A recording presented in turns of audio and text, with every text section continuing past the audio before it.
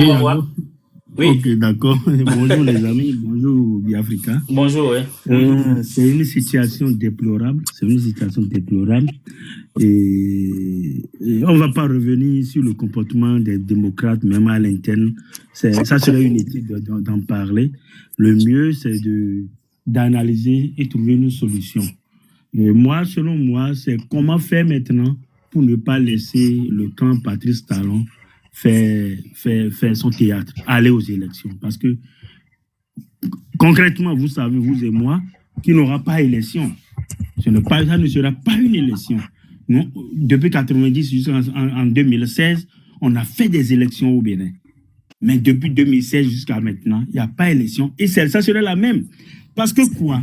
Même si on les laisse aux élections législatives, les démocrates, même, ils n'iront pas siéger à l'Assemblée nationale. Vous voyez, ils n'iront pas siéger à l'Assemblée nationale. Ne nous l'aurons pas. Même si le peuple vote pour eux à 100%, ils n'iront pas. Maintenant, comment faire? Parce que beaucoup disent, ah, c'est un peuple bizarre, le peuple ne sort pas. Non, le peuple ne peut pas sortir comme ça. C'est une organisation. Il faut une organisation, une coordination des dirigeants, des gens qui ont la tête, qui peuvent faire le job. Et aujourd'hui, c'est une seule personne qui peut coordonner le truc au Bénin que nous voyons, ces candidats Zanaï. Ne nous l'aurons pas. Parce que depuis lundi, Yaya Boni n'est plus leader pour gérer nos résistances. Non, c'est fini. Il a déjà montré ses limites. Donc, il faut laisser Yaya Boni là où il est. Il faut le laisser aller à la retraite. Maintenant, les autres politiciens doivent se voir, se rassembler pour réfléchir comment on va bloquer la voie à ceux-là qui sont là. Parce que c'est aujourd'hui, on voit ça. Demain, lorsque Romiade va prendre le pouvoir, peut-être ça serait pire que Yaya Boni, que Talon de moins. Donc, comment faire pour s'associer à ceux-là, à Korogone, à Zanaï, pour que la résistance ait une vraie naissance, pour que on fasse partie ceux qui sont là. Moi, c'est mon objectif aujourd'hui. Le gars, Agbojo n'est pas politicien. Il n'est pas politicien. On l'a amené de force, viens manger, viens, comme on le dit chez nous, viens manger président, il est venu, on l'a imposé là. Il n'a pas, la pression qui était sur lui, c'était trop. Est-ce qu'il avait l'habitude d'entendre des trucs comme ça? Est-ce qu'il avait l'habitude de recevoir des pressions comme ça? Il n'avait pas cette habitude. Il n'était pas un politicien. Bien vrai, il est l'avocat des politiciens. Ça ne veut pas dire que lui-même, il était politicien. Est-ce qu'il était préparé à cette fonction? Il n'était pas préparé à cette fonction. Disons la vérité. Le gars, il a claqué. Et c'est fini. C'est pourquoi il a dit, bon, c'est pas la peine. Il est parti. Bon, moi, je ne veux même pas connaître. Pourquoi est-ce qu'il a informé le président du parti, bien les autres partis? La chose que je lui reproche, c'est que c'est trop tôt. Il peut attendre 2 semaines, 1 mois avant de partir comme ça. Et la manière dont il est parti, c'est trop tôt. Et ça montre réellement qu'au sein de leur parti, ça ne va pas. Vous voyez? Donc, Biafrica, j'aimerais solliciter les Béninois qu'aujourd'hui, bien vrai, la situation est telle qu'elle est, mais on ne va pas perdre l'espoir. Il y a des gens là, on va s'aligner derrière eux pour que la résistance ait gain de cause. Merci, Biafrica. Merci beaucoup. Donc, la situation, elle est critique, mais elle n'est pas désespérée. C'est ce que je comprends de votre intervention. Et puis, j'allais oublier que l'ancien président de l'Assemblée nationale, pour ne pas le nommer, Adrien Ngouegui, a publié une lettre où il annonçait son soutien au candidat Romiade Ouadaï. Mais je ne sais pas à quoi ça sert d'envoyer des soutiens à un candidat qu'on sait d'avance. Si on va aux élections dans les conditions actuelles, il n'y a pas élection. Et on sait aujourd'hui que pour la première fois de l'histoire de l'humanité, un président, on sait que quand il sera élu, il sera un président illégitime. Comme d'ailleurs Patrice Talon l'est depuis 2021, parce qu'il a fait montre d'une brutalité inouïe pour imposer un deuxième mandat. Donc on sait d'avance que si Ouadaï est élu en 2026, il sera un président illégitime. Je ne sais pas à quoi ça sert l'ancien président de l'Assemblée nationale, Adrien Goumbedi, envoie un message de soutien. Donc, c'est eux seuls qui savent ce qu'ils veulent. OK. Monsieur, excuse-moi, je peux parler concernant Adrien Goumbedi 1 minute seulement. OK, allez-y, oui. Vous voyez, les gens comme Adrien Goumbedi, ils sont tellement nombreux dans la mouvance. C'est des gens qui attendaient que du côté des LD, ça allait marcher. Ils vont quitter l'autre vague pour venir vers l'opposition. Puis ils s'attendaient, vous n'avez pas vu que c'est après tout espoir, après la fin de tout espoir, maintenant, Adrien Goumbedi a fait sa déclaration. Sinon, si la candidature des LD passait, je vous dis que Adrien Goumbedi quitte la mouvance. Et ils sont nombreux comme ça dedans. Merci.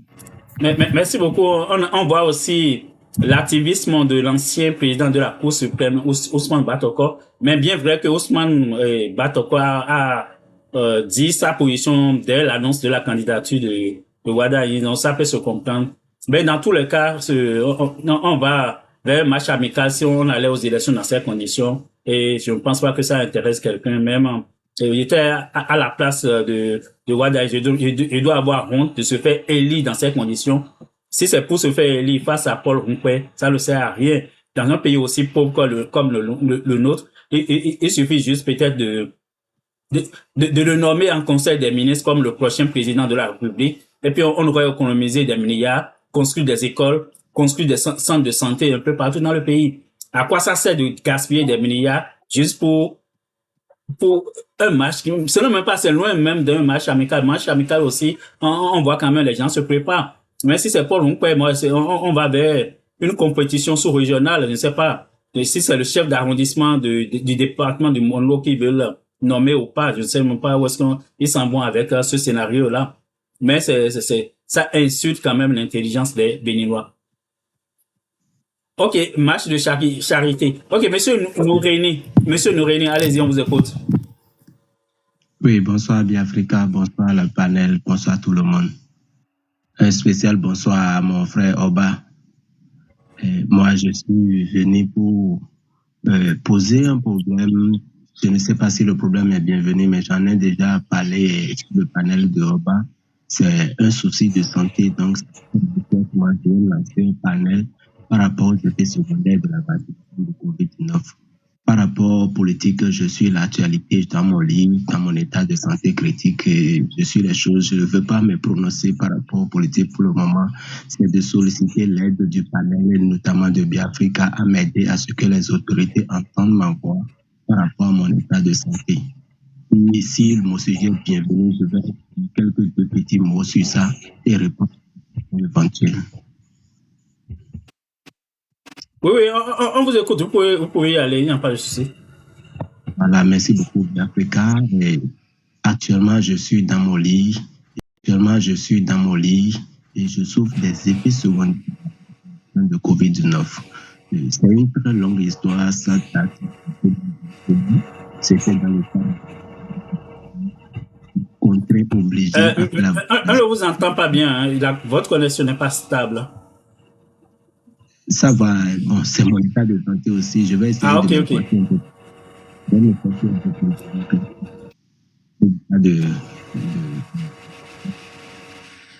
Je disais tantôt que c'est à 2021 précisément, au début octobre, que j'ai été vacciné contre le COVID-19. J'ai pris la vaccination Sinovac, qu'on prend à 2 doses. Donc, c'est dans le cadre de mes voyages professionnels que j'ai été obligé de prendre la première dose. Je n'avais pas mot de tête, je n'avais rien, je n'avais pratiquement rien. Un sportif, je suis de profession photographe, je suis réalisateur cinéma. Et tous mes métiers m'obligent à être debout sur le terrain, à être actif. Donc, quand j'ai fait cette vaccination, le lendemain, j'ai attrapé le COVID-19. Et quand ça a commencé, le lendemain de ma vaccination, le médecin, pas un médecin, hein, c'est un infirmier ou un aide infirmier qui m'avait fait la vaccination, qui m'avait fait signer les engagements. Donc, il me demandait de quoi je souffrais. Je lui ai donné les malaises. Comme c'est lui-même qui m'a fait la vaccination contre COVID-19, il n'a plus soupçonné que ça soit COVID-19 qui soit le mal dont je souffrais. C'est là qu'il a fait tous les autres tests. Il a fait test de palu, de typhoïde, de fièvre jaune, tout ce qu'il fallait. Ça donnait négatif. Là, il a dit avec test, il va tenter COVID-19. Il a tenté. Il a repris et ça a confirmé. Dès que ça a confirmé, on m'a mis en quarantaine. J'ai fait le traitement qui est plus difficile que les malaises de la maladie même.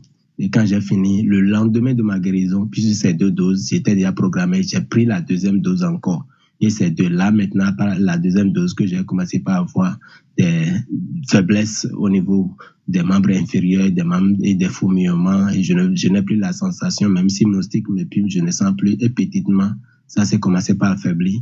Et je n'avais pas soupçonné COVID-19 et les effets de la vaccination. C'est par la suite que, en tombant sur une vidéo, que des gens qui souffraient déjà des mêmes maux ont fait sur la toile, notamment de la France, et on a commencé par soupçonner. J'ai constaté que c'est les mêmes mots que j'ai.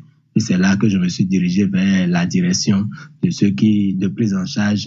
Et il a été dit que j'ai écrit à la présidence, le Conseil économique et social, le ministre de la Santé, le ministre des Affaires sociales, le conseiller ministre, et ainsi de suite. Et tous, ils ne m'ont pas répondu. C'est le Conseil économique et social seul qui m'a répondu.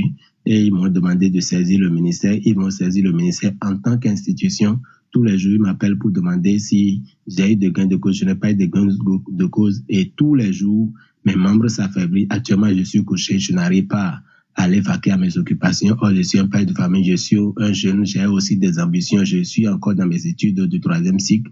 J'essaie de gérer tout ça, là, courir, aller chercher l'argent pour nourrir ma petite famille. Et c'est dans le traitement de prise en charge que le docteur Sachivi de l'ABMED qui m'a envoyé chez le professeur Labia à l'hôpital de zone d'Abomey-Calavi pour vérifier si c'est vraiment des effets secondaires de la vaccination que je souffre. Et ils ont avéré vrai.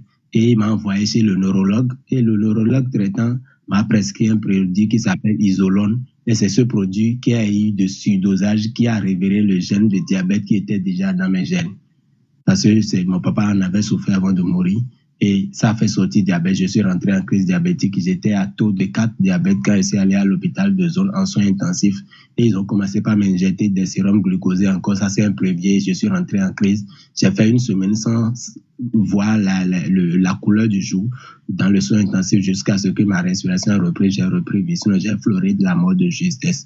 Et depuis lors, toutes les démarches, toutes les dépenses ont été faites à mes frères. Le professeur qui a pris conscience, ils m'ont mis dans la base de données de ceux qui sont malades des effets secondaires. Le ministère a mis dans la base de données, mais quand après toutes mes démarches administratives, ce qui a été dit officiellement à travers le ministère par l'ABMED est qu'il n'y a plus de budget pour la prise en charge de ceux qui souffrent des effets secondaires parce qu'on n'en parle plus. Or, on m'a demandé de faire l'IRM, de faire UNMG, mort. Et je viens profiter de votre panel pour lancer le cri de cœur. C'est un SOS de m'aider par tous les moyens pour que les autorités puissent entendre ma voix parce que je suis vraiment à bout de souffle. Or, j'ai des choses à nourrir aussi. Je ne serai pas long, j'ai toutes les preuves de ce que j'ai dit, j'ai les papiers, les demandes. Et le frère Oba peut témoigner, je l'ai envoyé les visuels, tout ce qui a été. Le frère Free Africa a aussi fait un cri de cœur sur moi. Peut-être vous avez suivi l'élément où il parlait de monsieur qui souffrait des effets secondaires, que le gouvernement ne veut pas me prendre en charge. Je sais que le gouvernement est en train de faire des actions dans le pays, on investit sur les routes, mais le social, là, ce gouvernement ne connaît pas. Or, nous devons être vivants avant de parler de la société. Nous sommes aussi des citoyens de ce pays. Et nous sommes plusieurs dans le cas. J'ai reçu beaucoup de témoignages. Des gens ont peur de parler parce qu'on va les prendre.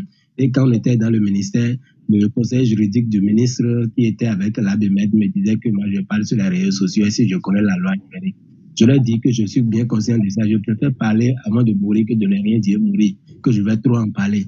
Donc, je viens sur votre panel pour demander à ce que tout... Oui, la question que moi j'ai pour vous, est-ce qu'on vous a évalué, on vous a dit c'est quoi la solution?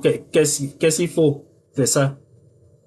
Voilà, et dans le suivi, puisque normalement ce que le professeur qui est à la tête de l'équipe qui me suivait, ce qu'il a demandé, tous les examens qu'il a demandé, j'ai tout fait. Et j'amène les résultats, tout est toujours négatif. Ils n'ont pas encore trouvé. L'autre dit que c'est problème de nerfs.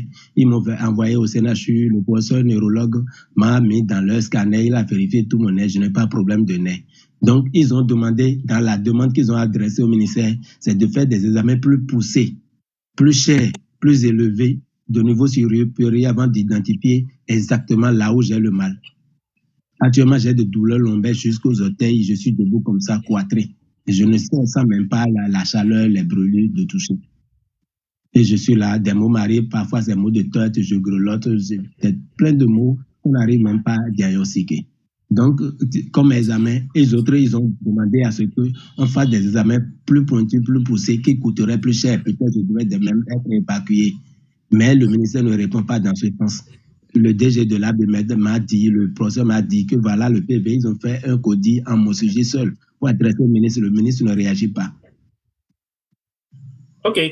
Donc c'est les examens pointus que maintenant qu'ils vont dire, voilà le point précis qui te fait le mal, maintenant on va traiter. OK, donc c'est sûr que, même si ce n'était pas le sujet, je vous ai laissé parler quand même pour que si cette tribune peut servir aussi à relayer l'information aux personnes compétentes. Oui, allô? Maintenant, s'il y a de cours d'État à tenir, je suis suspendu à toutes les lèvres. Il y a, voilà, Dada et Georgia qui est là, ils sont déjà au courant. Bon, on est en pour parler. Ils ont promis de faire des lives spécialement pour moi. Bon, les choses ne sont pas encore calées, mais j'ai peur qu'un jour, je ne parle plus. OK, donc c'est bien de continuer, tant que vous êtes encore, vous avez encore la capacité de parler, de continuer à parler. Peut-être ça va finir par entrer dans les bonnes oreilles et puis les gens vont prendre les mesures appropriées pour vous soulager. Et puis tous ceux qui nous écoutent aussi peuvent continuer à relayer l'information. C'est quand même c'est un cas critique et puis peut-être, comme vous l'avez dit, il y a beaucoup aussi qui sont dans les mêmes conditions, mais qui n'ont pas le courage de parler, de peur d'être pris comme des opposants ou bien des choses, des gens qui discréditent le gouvernement. Donc, merci beaucoup, Monsieur Noureini. Donc, on va revenir au sujet du live. Donc, juste pour résumer à ceux qui ont pris le live en cours de route. Donc, on parle de tous les rebondissements qu'on a eu autour du candidat des démocrates, Maître Renaud Agbojo, qui a annoncé son retrait ou bien qui a annoncé son retrait de la vie politique. Et aussi, on sait que avant, la Cour constitutionnelle et puis la Sénat ont refusé sa candidature. Donc, il y a tous ces éléments-là qu'on a entendus. Donc, il y a aussi toujours, on a eu la sortie de Guy Mitopé, qui a donné aussi bien ses sentiments par rapport, qui a dit ses sentiments par rapport au fait qu'il ne pourrait pas participer à l'élection présidentielle, mais il a parlé aussi du choix de Maître Agbojo de se retirer de la vie politique. Et aussi, on a appris, sans confirmation formelle, que certains députés s'étaient retirés du parti, mais on a eu des démentis après. Donc, il y a quand même un certain nombre de confusions autour du parti aujourd'hui. Donc, c'est le sujet qu'on aborde ce soir, d'accord? Donc, Monsieur Kabiesi, vous pouvez prendre la parole maintenant. Donc, les amis, tapotez. Merci beaucoup. Ça fait près d'une heure qu'on est là. On n'a même pas encore atteint 100 personnes en direct. Donc, tapotez le live, partagez le live aussi. Oui, on vous écoute, oui. Bonsoir, Biafrica. J'espère que vous allez bien. Oui, bonsoir. Merci déjà pour ce panel et tout. Ah bah bon, je salue tout le panel, le guide, VDJ, Noureini, tous mes encouragements parce qu'on est de cœur avec vous. Dieu aidera, comme Blacky, bonsoir. Je vais peut-être dire des choses que certaines personnes ne vont pas aimer. D'accord, j'ai d'abord lu un test qui est déjà envoyé sur les réseaux. Je me disais que c'était un fake news par rapport au candidat Agbojo. Après, sur le panel de Zoron Zoha, il a passé une vidéo où on l'avait vu en audio et tout. C'est sincèrement ce matin que j'ai vu la vidéo. J'ai vu un monsieur qui quand même avait l'air d'être... il est un peu stressé. J'ai compris que, bon, peut-être qu'il est menacé. Parce que je trouve quand même bizarre, d'accord, quelqu'un qui aurait accepté être candidat et qui a eu, dans quelques heures, le soutien de tout le peuple épris d'un changement, d'accord, elle se retourne quelques heures après, elle dit qu'il n'est plus bon, qu'il renonce et qu'il soutient d'ailleurs son challenger. Je trouve ça bizarre, quoi. Je dis, est-ce qu'on peut être lâche jusqu'à ce point? Je vais plus loin, je dis, mais c'est quoi le militantisme en réalité? Parce que même si c'est des menaces, moi personnellement, à sa place, je vais encore tenir, je vais tenir encore pendant un bon moment. Eh bien, on sait dans quel système nous vivons aujourd'hui, parce que juste là, Yahi n'a pas parlé depuis sa sortie de la présidence, c'est tout. On ne sait pas quel compromis ils ont eu à faire. On s'est posé, on a eu plein d'idées et autres là. Dieu seul sait ce qui s'est passé. Mais de grâce, moi je tiens quand même à dire que je n'ai jamais eu confiance en ce Yahi là. Je vous le dis franchement. Je n'ai eu jamais confiance en lui. C'est vrai, les choses se sont tournées où on était obligé de les soutenir aussi pour atteindre peut-être un objectif. Entre la lèpre et, comme ma soeur Georgia le dit, il faut choisir le mieux. Jules, tu es un député. Grand vie. Le guide, j'aime pas. Je lui ai envoyé l'invitation. Oui. On va attendre M. Kabi ici. Oui, le guide, on va attendre que M. Kabi aussi finisse et puis... J'ai suivi aussi la sortie de l'honorable Guy Mitokpe, d'accord, qui est le chargé de communication, qui s'est débattu, qui essaie de trouver une solution. On se dit, ben, il veut corriger un peu les choses, mais... Et quelques heures de temps après, on nous dit qu'il y a une sortie des députés qui ont renoncé et qui ont fait des sorties pour désister de ceux qui ont parlé. Ouais. Quelques minutes, une dame sort qui dit, son nom fait partie aussi de la liste des 6 députés, elle dit qu'elle n'est mêlée ni de près ni de loin à ce choix-là, et que d'ailleurs qu'elle ne peut jamais faire cela, ne peut jamais trahir l'ALD. Vous voyez dans quel état on se retrouve aujourd'hui? Vous voyez, là où on nous a amenés aujourd'hui, je me dis c'est triste de tomber si bas. Je me dis, à quel sens se vouer? Qu'est-ce que nous pouvons laisser à la génération? Mais moi, personnellement, je le dis de haut, je crois que le peuple va m'entendre. Il ne faut pas baisser la garde. Nous ne devons plus faire confiance à ces leaders-là, à ce soi-disant politiciens-là. D'accord? Quand le président Talon a prêté serment, il a prêté serment devant le peuple. Il a dit qu'il est détenteur de la souveraineté nationale. D'accord? Et je crois que le peuple va pouvoir prendre ses responsabilités. C'est ce que moi je pense. Maintenant, par rapport à Adrien Humbedji, je crois que Adrien Humbedji a profité, il s'est dit, bon, ça n'a pas marché, il faut se rabattre rapidement, il faut rentrer dans les rangs. Il faut rentrer rapidement dans les rangs. Et c'est dommage. Donc, eux tous, ceux qui soutiennent cette mouvance-là, bon, sur le plan physique, et que du fond de leur cœur se disaient que, bon, ils vont s'en sortir. Je crois que c'est ce que eux tous vont faire s'il n'y a pas eu de changement. C'est ce qu'on va s'attendre ces derniers jours.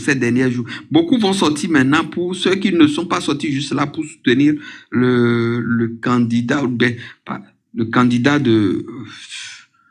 proposé, ou bien le dauphin du président Talon.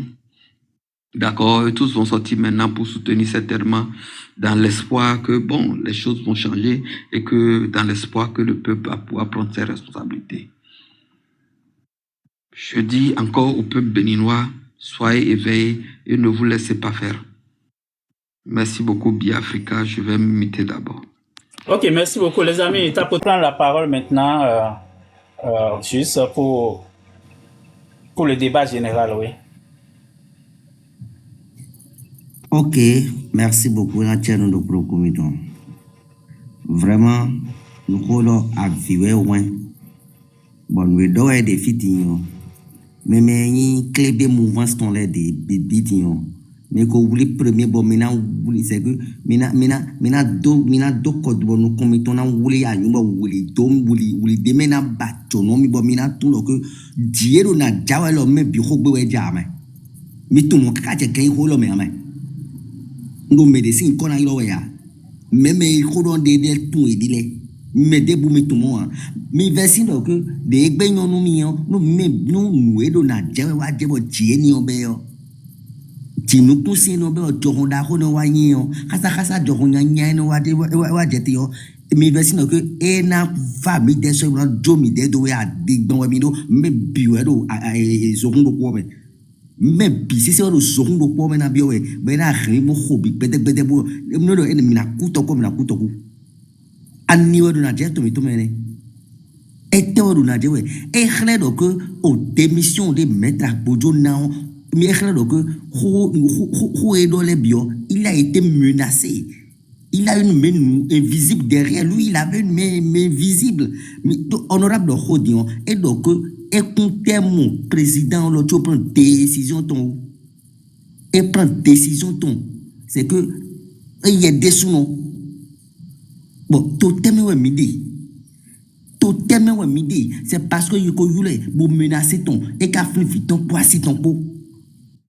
Et mon que je do janou mi e blo erreur de nay mo ma do gule do don e yin client ton e blo erreur nay mo jo la i voler do don e blo erreur nay mo jule kare kan sur do don bo ye do a why ni do bo mi clé billet de so mina wuli mina do ko do ko mi ton na wuli ayon mi ga ya faut rentrer dans le rang ram to yin nyo mina rentrer yo ram to yin nyo e mi mina rentrer yo quel rang pour nous parler de quel rang? Le rang de la dictature, le rang pour nous détruire, le rang pour nous tuer. Vous voulez qu'on rentre dans quel rang? Vous croyez que tout ce que vous dites sur les panels, vous riez, vous insultez les LD, même tout à l'heure, Tchèque Guidjo a fait son live, c'est qu'ils ont pris mettre à Boudou comme sujet, c'est que il y a rien qui tient nous, les jouets bon. Toi, tu reproches à Russe de ne pas parler d'une autre manière à notre honorable. Et pourtant, sur le palais de Tchèque Guido, va voir ce qu'ils ont dit à Bojo là-bas. Il y a des cas pour le et qu'on souko,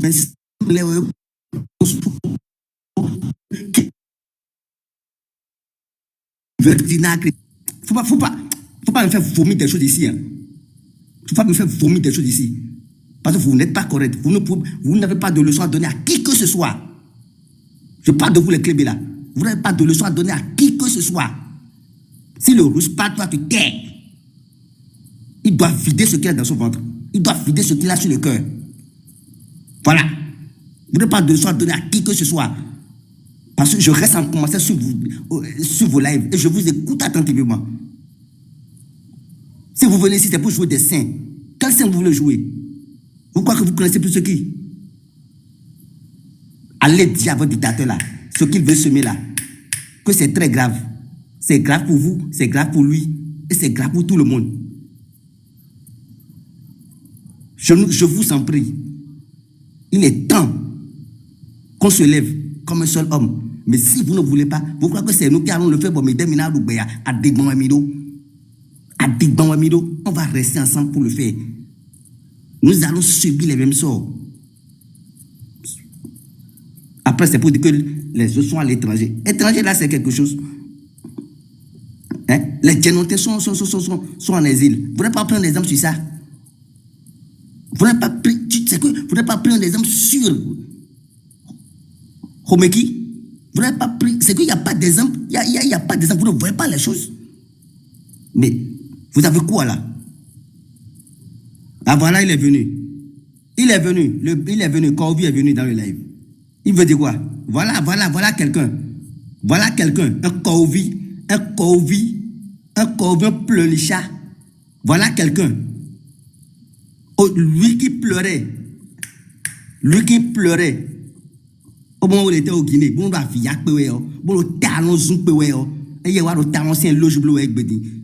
De panel en panel.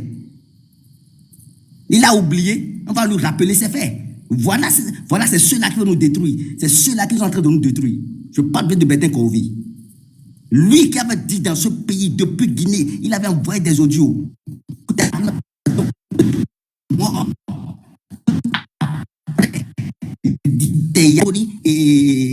Et Kérékou et Soglo, que le président vivant, que c'est lui, que Talon est un président mort. Aujourd'hui, il fait quoi? Parce qu'il est déjà à la source. Il conduit des 4x4, des voitures luxueuses.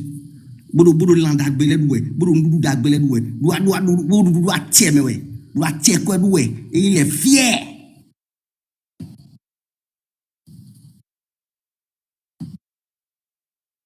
Il est fier.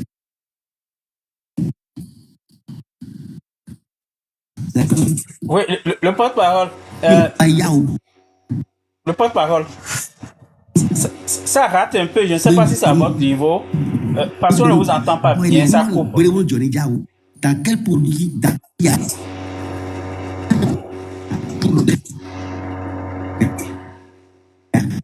je vais le descendre, je ne sais pas si c'est à mon niveau ou bien. Le porte-parole, est-ce que vous m'entendez? Oui, allô? Non, il a un problème de connexion. Oui, il a un problème parce qu'on ne l'entend pas du tout. Ok, ça saute. Oui. Ok, on va permettre à quelqu'un d'autre de prendre la parole avant. Georgia, si tu es là, tu peux prendre la parole pour... tu peux prendre la parole si tu es disponible déjà, quoi. Si Georgia n'est pas prête, on peut continuer à tourner la porte. C'est pour Africa, je suis passé, je suis un peu occupé. Ok, c'est bon. Ok, c'est bon. On va permettre à Peacemaker. Monsieur Peacemaker. Ok, oui, bonjour Biafrica. Est-ce que Yaïboni a dit quand est-ce qu'il va rentrer de sa retraite? Non, il ne l'a pas dit. D'accord. Le russe. Oui, bonjour Biafrica, bonjour ouais. À tous ceux qui sont sur le panel. Bon, moi j'étais en bas, le débat était intéressant. C'était intéressant, je voulais monter, mais je n'ai pas pu monter au moment saillant. Mais bon, je suis quand même monté vers la fin. Je voulais parler un peu du sujet principal. On dit Renaud Agbojo jette l'éponge. Je vais commencer par une citation du joueur Neil Mopi en parlant des démocrates. C'est un peu triste, mais les démocrates n'ont eu que ce qu'ils méritent. Ils n'ont eu que ce qu'ils méritent parce que les gens, on les avait avertis. On leur a dit, ça ne peut pas se passer comme ça. Vous allez dans le mur et vous amenez le peuple dans le mur. Ils nous ont dit non, ils vont faire ci, ils vont faire ça. Mais moi, j'ai un souvenir 2021 où on arrête à Ivoire et Rekia Madougou. Il y a Boni va au palais, il sort et nous dit que les gens là vont sortir. Le combat, les gens oublient ça, ils oublient tout ça. Le combat de 2026 là, depuis la séquence 2022 jusqu'à aujourd'hui, c'est de faire sortir les gens, c'est de rétablir les fondamentaux démocratiques. Mais j'ai l'impression qu'on a oublié tout ça et qu'on est concentré sur bon, je vais aux élections, je vais gagner. On dit chaque fois je vais gagner, mais on ne gagne jamais. 2021, on a fait cette affaire, on n'a pas gagné. On nous a dit non, 2023, on va gagner, on va gagner. 2023, ils sont allés aux élections, aux législatives. Ils ont été volés. Ils n'ont pas pu revendiquer. Mais il y a un pan de 2023 que je veux souligner et je veux que l'honorable écoute. Vous dites vous avez 28 députés à l'heure actuelle. Ou bien. Mais les 28 députés sont possibles peut-être parce que la loi a permis d'éliminer des gens. Je ne suis pas sûr que dans les 28 circonscriptions où LDA a gagné, là, il y avait pas un FCBE peut-être qui était devant et qui a été éliminé par la loi des 10% ou bien des 20%. Donc, déjà, le système était déjà faussé là. Et il fallait revendiquer et dire, ah non, il faut qu'on arrive à venir. Mais en restant dans le système, vous êtes resté dans le système, vous avez fait tout, au niveau des lois et tout, vous êtes resté au garde à vous plutôt. Vous avez fait audit du fichier électoral et tout. Donc, vous avez donné caution à ce qui se passe. Mais Talon savait ça. Il vous l'a laissé faire parce qu'il savait qu'il allait vous couper à la fin. Maintenant, juste là, moi, ça me dit rien. C'est pas grave. vous n'irez pas aux élections en 2026, au présidentiel. Normalement, un parti bien organisé, sérieux, doit se dire, ok, bon, on a échoué, notre option n'a pas marché. Qu'est-ce qu'on fait? Qu'est-ce que les autres proposent sur le terrain? Comment on peut travailler avec eux? Même si vous n'y croyez pas, venez, asseyez-vous avec les autres et on va discuter. Mais si vous dites vous irez aux élections, si vous allez que vous échouez, ou que vous allez vous gagner et qu'on vous dit que vous n'avez pas gagné, vous-même vous dites, vous savez que l'armée avec le monsieur, tout le monde, c'est-à-dire il a tout, la Cour constitutionnelle, la Cour suprême, toutes les cours, la Sénat. Si on dit que vous n'avez pas gagné, Guy Mitokpe a dit que le peuple n'est pas prêt, d'accord. Comment vous allez revendiquer? Donc revenez, oubliez les affaires de communal, de municipal et autres, de législative, c'est pas là qu'on va avoir le salut.